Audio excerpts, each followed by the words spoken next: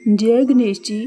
पार्वती जी ने पूछा, वैशाख महीने के कृष्ण पक्ष की जो संकटा नामक चतुर्थी कही गई है, उस दिन किस गणेश का किस विधि से पूजन करना चाहिए और उस दिन भोजन में क्या ग्रहण करना चाहिए। गणेश जी ने उत्तर दिया, हे माता, वैशाख कृष्ण चतुर्थी के दिन व्रत करना चाहिए। उस दिन वक्रतुंड नामक गणेश की पूजा करके भोजन में कमलगट्टे का हलवा लेना चाहिए। हे जननी, द्वापर युग में राजा युधिष्ठिर ने इस प्रश्न को पूछा था और इसके उत्तर में जो कुछ भगवान श्री कृष्ण ने कहा था, मैं उसी इतिहास का वर्णन करता हूँ। आप श्रद्धा युक्त होकर सुने। श्री कृष्ण बोले, हे राजा युधिष्ठिर, इस कल्याणदात्री चतुर्थी का जिसने व्रत किया और उसे जो फल प्राप्त हुआ, मैं उसे ही कह रहा हूँ। प्राचीन काल में एक रंती देव नामक प्रतापी राजा हुए हैं। जिस प्रकार आग तीन समूहों को जला डालती है, उसी प्रकार वे अपने शत्रुओं के विनाशक थे। उनकी मित्रता यम, कुबेर, इंद्र आदि देवों से थी। उन्हीं के राज्य में धर्मकेतु नामक एक श्रेष्ठ ब्राह्मण रहते थे। उनके दो स्त्रियां थीं। एक का नाम सुशीला और दूसरी का नाम चंचला था। सुशीला नित्य ही कोई न कोई व्रत किया करती थी। फलतः उसने अपने शरीर को दुर्बल बना डाला था। इसके विपरीत चंचला कभी भी कोई व्रत, उपवास आदि ना करके भरपेट भोजन करती थी। इधर सुशीला को सुंदर लक्षणों वाली एक कन्या हुई और उधर चंचला को पुत्र रत्न की प्राप्ति हुई। यह देखकर चंचला बारंबार सुशीला को ताना देने लगी, अरे सुशीला, तूने इतना व्रत उपवास करके शरीर को जर्जर बना डाला, फिर भी एक कृषकाय कन्या को जन्म दिया।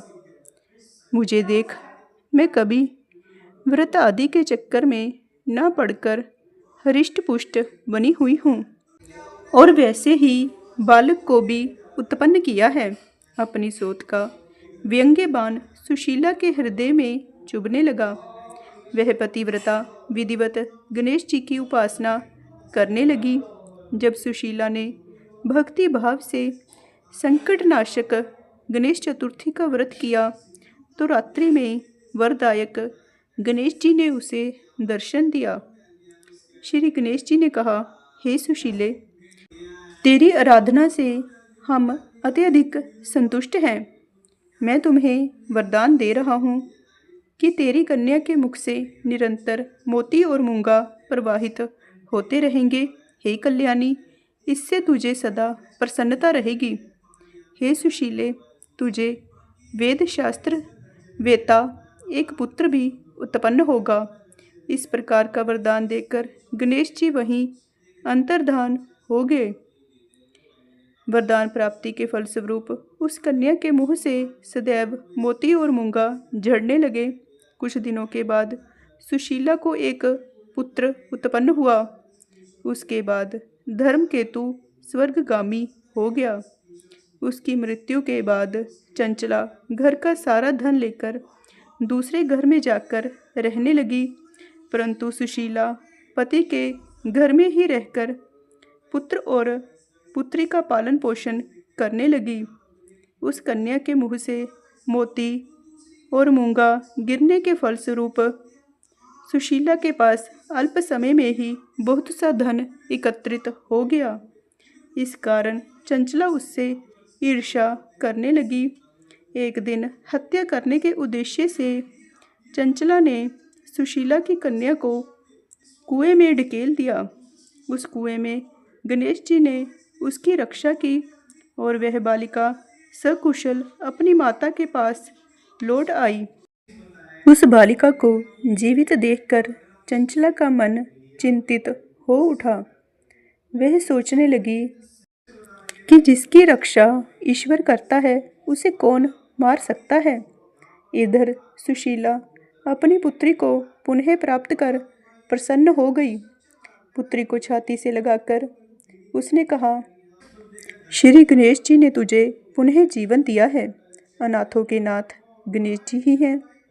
चंचला आकर उसके पैरों में नतमस्तक हुई। उसे देखकर सुशीला जी के आश्चर्य का ठिकाना न रहा। चंचला हाथ जोड़कर कहने लगी, हे बहन सुशीले, मैं बहुत ही पापिन और दुष्टा हूँ। आप मेरे अपराधों को क्षमा कीजिए। आप दयावती हैं। आपने दोनों कुलों का उद्धार कर दिया। जिसका रक्षक देवता होता है उसका मानव क्या बिगाड़ सकता है। जो लोग संतों एवं सत्पुरुषों का दोष देखते हैं वे अपनी करनी से स्वयं नाश को प्राप्त होते हैं। इसके बाद चंचला ने भी उस कष्ट निवारक, पुण्यदायक, संकटनाशक गणेश जी के व्रत को किया। श्री गणेश जी के अनुग्रह से परस्पर उन दोनों में प्रेम भाव स्थापित हो गया। जिस पर गणेश जी की कृपा होती है उसके शत्रु भी मित्र बन जाते हैं। सुशीला द्वारा संकटनाशन गणेश चतुर्थी का व्रत किए जाने पर ही उसकी सौत चंचला का हृदय परिवर्तन हो गया। श्री गणेश जी कहते हैं कि हे देवी, पूर्व काल का सारा वृत्तांत आपको सुना दिया। इस लोक में इससे श्रेष्ठ विघ्न विनाशक व्रत कोई दूसरा नहीं है।